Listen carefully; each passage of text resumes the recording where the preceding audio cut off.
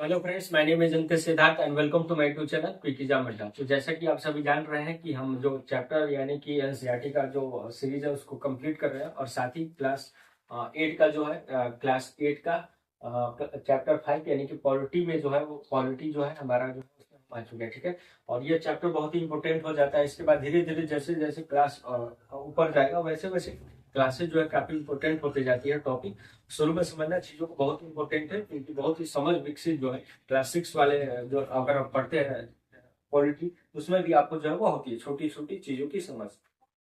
आइए आइए हम देखते हैं कि आपको चैप्टर 5 का जो है जुडिशरी यानी कि न्यायपालिका उसके बारे में हम पढ़ते हैं। और साथ ही कुछ चीजें जो है इसमें अभी इंक्लूड नहीं रहेगा, मैं लास्ट में इस बार जो है लिखवाऊंगा कुछ कुछ इंपॉर्टेंट फैक्ट जो हो सकता है कि प्रश्न में जो है वो आ जाए। ठीक है, यूपीएससी या टीचर या सीटेट वाला जो प्रश्न होता है उसमें जो है कम्प्लीटली जो होगा पूछ लिया जाता है। आइए हम शुरू करते हैं। आपको तो पहला जो है हमारा चैप्टर है, आपको यह देखिए जुडिशरी यानी कि न्यायपालिका। ठीक है, यह चैप्टर हमें भारत की न्यायिक प्रणाली प्रणाली यानी कि लीगल सिस्टम को बताता है। ठीक है, तो अदालतों की संरचना और नागरिकों के अधिकारों की रक्षा और उनकी भूमिका के बारे में जो है वह बताता है। ठीक है, यह चैप्टर जो है वह ठीक है पहला है न्यायपालिका की भूमिका। ठीक है, तो what is the role of the judiciary. तो अदालतों में केवल विवाद ही नहीं सुलझाई जाती है बल्कि उसके कई महत्वपूर्ण काम है। ठीक है, इसको समझना होगा। इसके बाद विवादों को निपटारा यानी कि नागरिक ये डिस्प्यूट रेजोल्यूशन यानी कि नागरिक सरकार दो राज्य या केंद्र राज्य के बीच विवादों को सुलझाना भी सरकार का जो वह काम होता है, सॉरी मैंने यानी कि कोर्ट का जो वह काम होता है। ठीक है, अब यह है कि नागरिक नागरिक वर्सेस सरकार भी, स्टेट वर्सेस गवर्नमेंट भी कई बार जो है मामला आपको निकल कर आता है, उसको भी सुलझाना जो है गवर्नमेंट का काम जो है वह हो जाता है। एक मिनट, तो सीधे फूट न जाए, मुझे ये लग रहा है। इसके बाद मैं इसको जैसे कि पश्चिम बंग और खेत मजदूर समिति वर्सेस पश्चिम बंगाल राज्य। ठीक है, तो खेत मजदूर समिति वर्सेस पश्चिम बंगाल राज्य 1996, ये भी आपको देख सकते हैं कि कैसे जो है उसमें है।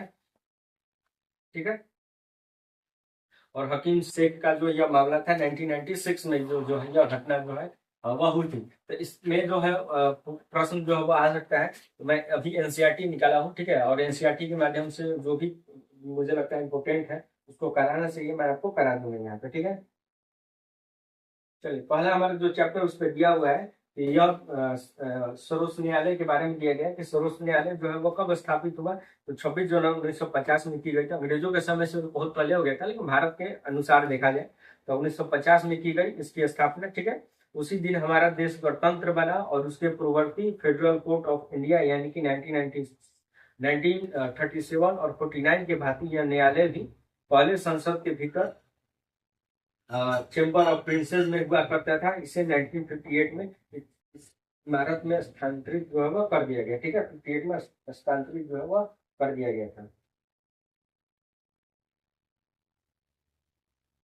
ठीक, आगे है कि स्वतंत्रता, नहीं सॉरी, आगे है कि न्यायिक समीक्षा यानी कि अगर अगर संसद द्वारा बनाया गया कोई कानून जो है संविधान का उल्लंघन करता है तो न्यायपालिका जो है उसे रद्द जो है वह कर सकते हैं। यह भी आपको ध्यान रखना है। नल एंड वाइड जो सिस्टम है यानी कि आर्टिकल 13 है ना, आर्टिकल 13, हाँ, तो आर्टिकल 13 के तहत जो है आप क्या कर सकते हैं। अगर कोई भी अगर आपको लगता है एक मिनट कंप्लीट, तो आर्टिकल 13 के तहत जो है अगर कोई को लगता है कि सुप्रीम कोर्ट को कि यह जो कानून जो है वह पास किया गया है, अगर यह कानून जो है ये फंडामेंटल राइट यानी कि मौलिक अधिकार को आपको हनन कर रहा है यह कानून के वजह से, तो वह कानून जो है ऑटोमेटिक जो है वह रद्द हो जाता है। ठीक है, इसको भी आपको समझ विकसित करना है। चलिए आगे है upholding law and enforcing fundamental rights. अगर किसी नागरिक के मौलिक अधिकारों का हनन होता है तो वह हाई कोर्ट या सुप्रीम कोर्ट जो है वह जा सकता है। ठीक है,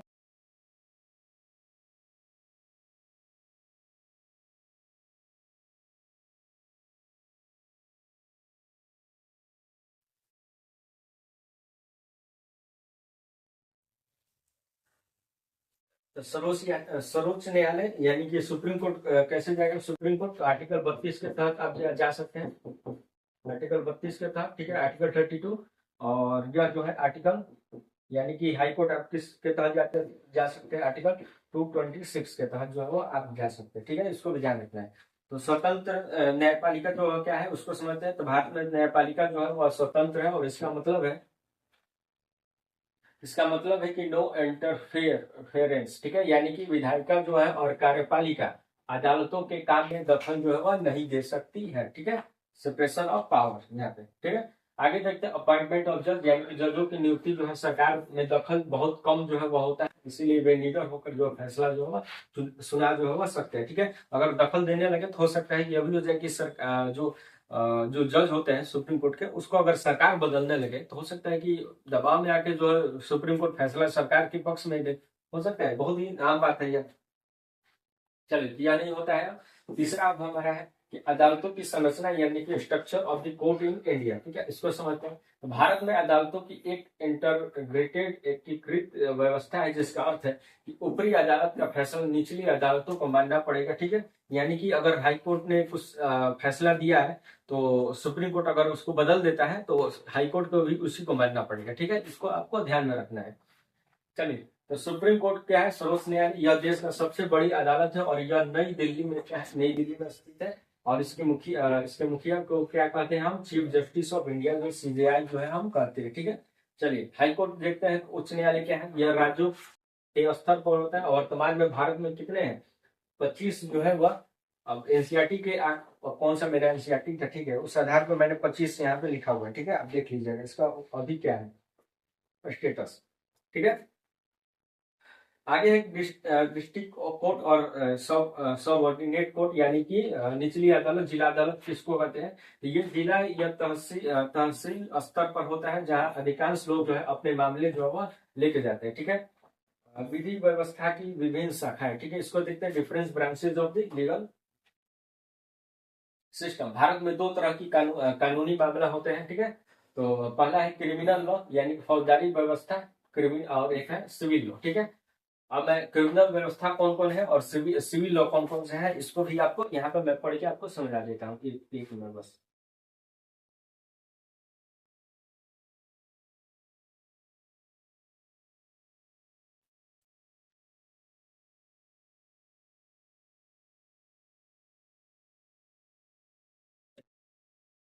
क्रिमिनल जो अपराध से जुड़े होते हैं, उस जैसे कि चोरी करना, दहेज और हत्या, यह जो है क्या है, क्रिमिनल लॉ है। ठीक है, इसके बाद क्या है, जो नागरिकों के अधिकारों के उल्लंघन से जुड़े होते हैं, जैसे कि जमीन विवाद, किराया, तलाक, ये सब क्या है आपको दीवानी लॉ, यानी कि सिविल लॉ में आएगा। इसमें सबसे पहले एफआईआर करनी पड़ती है, यह भी क्या है, ये क्या है, फौजदारी कानून में आएगा। और इसमें क्या है, इसमें प्राथमिक पक्ष को सीधे अदालत या याचिका में जो है वह दायर किया जाता है, पिटीशन किया जाता है। यह क्या है, सिविल लॉ में जो है यह आता है। ठीक है, दूसरा, दोषी पाए जाने पर जेल या जुर्माना होता है आपको, कौन किसमें, क्रिमिनल लॉ में। और सिविल लॉ में इसमें अदालत राहत देती है, और इसमें हो सकते हैं कि हर्जाना देने, पैसा देने का मांग जो है वो कर सकती है कि इतना पेनाल्टी जो है आप भरिए। ठीक है, यह सिविल लॉ में आता है। आगे कि क्या हर व्यक्ति अदालत जा सकता है, यह प्रश्न है। अभी तो हमने पढ़ा कि हर व्यक्ति अदालत जा सकता है, मामूली बात है, वो भी जानता होगा। तो संवैधानिक रूप से भारत का हर व्यक्ति जो है, भारतीय नागरिक जो है वो अदालत जा सकता है, लेकिन गरीब लोग को के लिए कानूनी प्रक्रिया बहुत महंगी होती है और लंबी होती है। ठीक है, और इसे आसान बनाने के लिए 1980 में एक नई व्यवस्था जो है वो लागू की गई। ठीक है, एक फिल्म ही आया था, आपको फिल्म को देख लीजिएगा, आपको ज्यादा समझ में आएगा। जय हिंद। ठीक है, जय हिंद फिल्म में आपको दिखाया गया है किस प्रकार जो है कानून व्यवस्था तो हर कोई के लिए है, लेकिन इसके बावजूद जो है एक गरीब आदमी जो है अदालत में जो है वह नहीं जा सकता। इस प्रकार की परेशानियां जो झेलनी पड़ती है, महंगे वकील होते हैं, तो हर कोई वकील थोड़ी ना कर सकता है। ठीक है, तो ऐसा कानून बनाया गया जिसके तहत जो है आम जनता भी जो है वह शामिल जो है इस प्रक्रिया में जो है वह हो सके।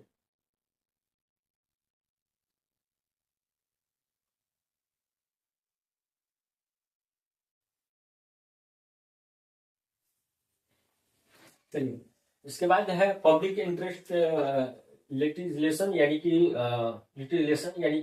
PIL। ठीक है, इसके ऊपर जनहित याचिका, इसको क्या कहते हैं। तो इसके तहत कोई भी व्यक्ति या संगठन उन लोगों को की ओर याचिका दायर कर सकता है जिसके अधिकारों का उल्लंघन हो रहा है, भले ही वह सीधे तौर पर या उसके मामले से जुड़ा न हो। ठीक है, चलिए इसके बारे में पढ़ लीजिएगा, इम्पोर्टेंट है जो ये क्या है,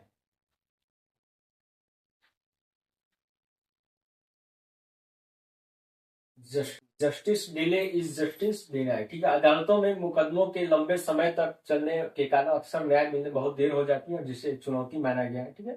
ये कहानी है, कहानी के माध्यम से दिया गया है कि न्यायालय में जो है बहुत देरी से जो है वह मिल पाता है, ठीक है।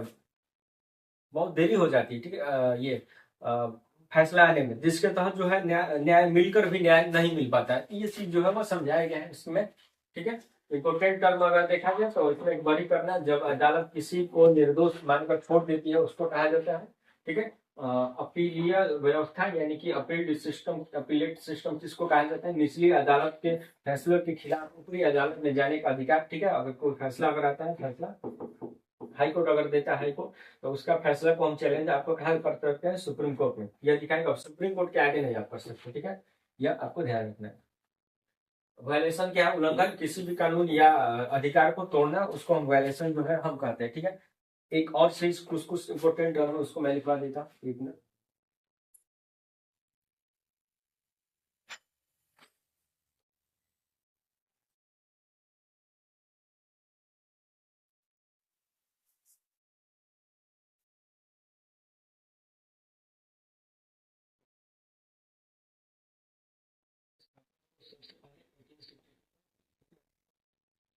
ठीक है,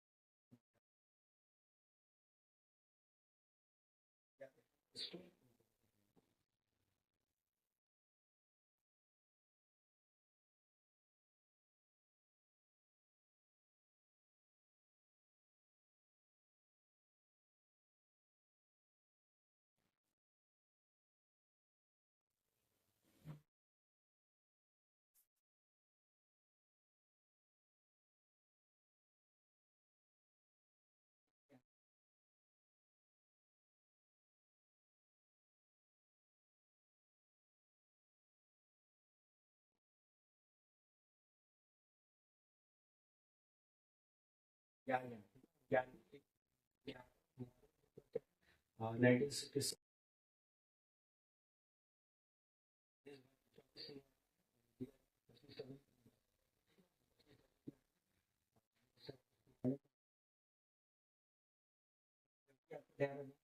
पंजाब जो है,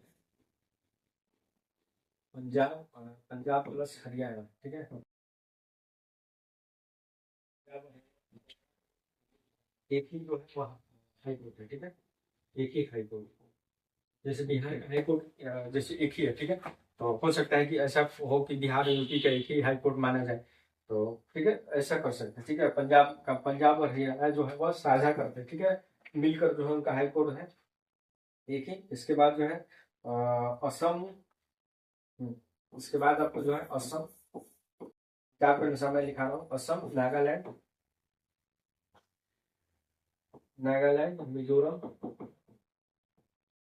ठीक है, मिजोरम, एपी, अरुणाचल प्रदेश, ठीक है। और तो इन सबका जो है, इन चारों का जो है एक ही जगह जो है आपको है, ठीक है। कहाँ पे आपको है यह,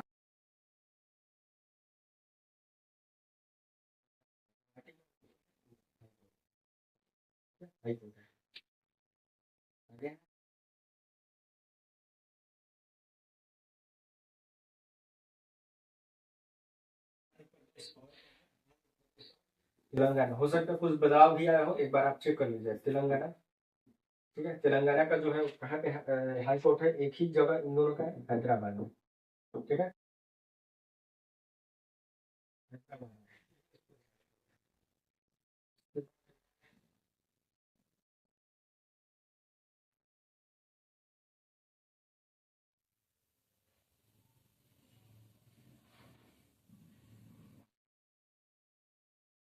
उन्नीस सौ अस्सी में PIL, ठीक है, 1980 में PIL, इसको भी याद PIL कब है, 1980 में, इसको भी ध्यान रखना है।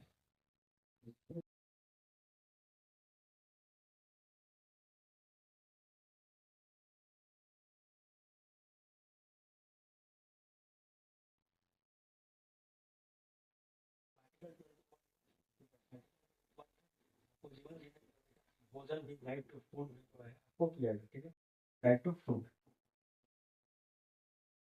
यानी कि भोजन उपलब्ध कराना भी राइट टू लाइफ में जो है वो इंक्लूड किया गया, ठीक है, राइट टू लाइफ के अंदर जो है, सॉरी, राइट टू लाइफ में जो है वो इंक्लूड किया गया फूड को भी, ठीक है, खाना खाना भी आपको देना भी आपका अधिकार है, जिसके तहत जो है मिड डे मील जो है वो लागू किया गया, ठीक है, मिड डे मील व्यवस्था, इसको भी ध्यान में आपको रखना है। लाइट कट गया इसकी वजह से थोड़ा, तो मिड डे मील आपको कहाँ पे है, मिड डे मील का व्यवस्था आर्टिकल 21 के हिसाब से जो है किया गया है, उसको भी ध्यान रखना है।